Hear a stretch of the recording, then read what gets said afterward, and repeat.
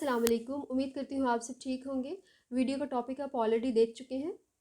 Pregnancy के दौरान माँ से बच्चे को जिस नाली के थ्रू ग़िज़ा मिलती है उसको हम अम्बिलिकल कॉर्ड या नाफ कहते हैं। अब जैसे ही बच्चा पैदा होता है तो ये नाफ काट दी जाती है, जिसका कुछ हिस्सा बच्चे के साथ रह जाता है और उसके आगे हम क्लिप लगा देते हैं।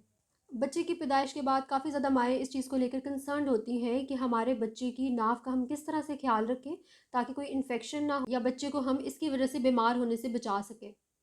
कुदरती तौर पर तो पैदाइश के 1 से 2 हफ़्ते के अंदर अंदर ही बच्चे की नाफ खुद ब खुद उतर जाती है, लेकिन चंद केसेस में ऐसा होता है कि नाफ उतरने में तकरीबन 3 हफ़्ते लग जाते हैं। अगर आपके बच्चे की नाफ 3 हफ़्ते के बाद उतरी है तो इसमें कोई परेशानी वाली बात नहीं है, ये बिल्कुल नॉर्मल है। लेकिन आपने इस चीज़ का ख्याल रखना है कि आपने नाफ को खुद नहीं उतारना, वो नेचुरली खुद ही उतर जाएगी। कुछ चीज़ें हैं जिनका आपने ख़ास तौर पर ख्याल रखना है।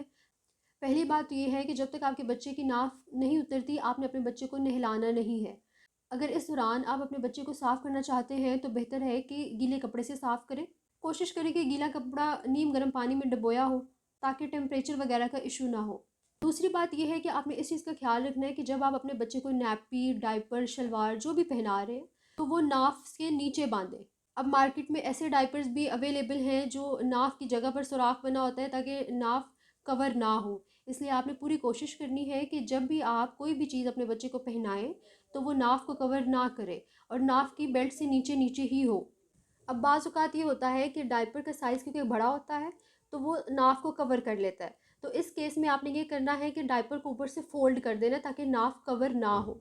उसके बाद आपने इस चीज़ का ख्याल रखना है कि जब तक आपके बच्चे की नाफ नहीं उतरती आप अपने बच्चे को खुले कपड़े पहनाने हैं, टाइट कपड़े नहीं पहनाने। अब बाज़ औक़ात माएँ ये भी सवाल करती हैं कि हम नाफ को साफ़ करना चाहते हैं, तो इस केस में हम क्या करें? तो इस केस में आप ये करें कि रुई यानी कि कॉटन लें, उसे नीम गर्म पानी में भिगोएं और सही से निचोड़ें और फिर बच्चे की नाफ को अच्छे से साफ़ करें। कोशिश करें कि वो कम्प्लीटली ड्राई हो और उसके बाद ही आप बच्चे को अपने कपड़े पहनाएँ।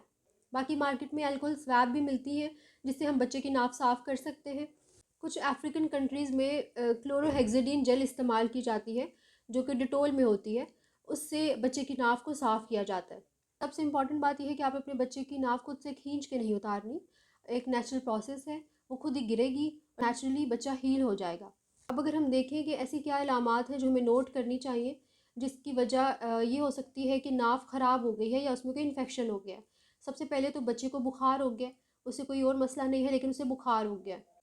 दूसरा ये कि नाक वाली जगह से पानी जैसा डिस्चार्ज निकल रहा है, उसके अंदर से गंदी सी स्मेल आ रही है, फिर वहाँ पे रेडनेस हो गई है, स्वेलिंग हो गई है और अगर आपका बच्चा दूध भी कम पी रहा है, इस सूरत में आपने फ़ौरन बच्चे को डॉक्टर के पास लेके जाना है।